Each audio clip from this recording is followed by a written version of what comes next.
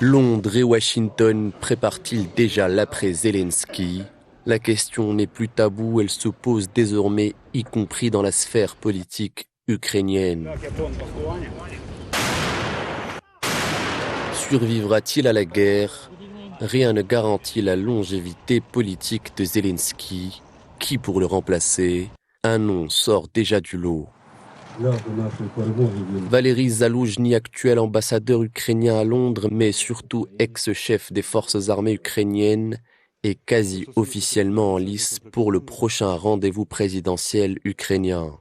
Discrètement, l'ambassadeur ukrainien dans la capitale britannique prépare sa campagne depuis son QG à Londres, où il aurait déjà entamé le recrutement de son équipe rapprochée.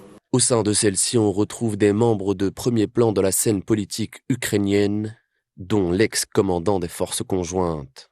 Les services de renseignement russes ont déjà fait part d'une réunion tripartite entre les renseignements ukrainiens, américains et britanniques fin juillet, afin de fixer le sort de Zelensky et désigner son successeur. Zaloujny, bien que résidant à l'étranger, bénéficierait d'une cote de popularité bien plus élevée que celle de Zelensky. Selon plusieurs médias, la popularité de l'actuel président ukrainien serait en baisse continue. La rupture entre Zelensky et Zaloujny a été consommée lorsque ce dernier a critiqué la contre-offensive ukrainienne de 2023, qui s'était soldée par un échec.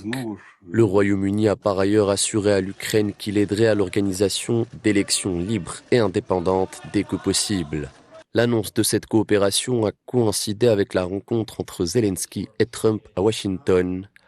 Interrogé sur l'organisation des élections, le président ukrainien a déclaré qu'elles auraient lieu dès que les conditions de sécurité seraient réunies.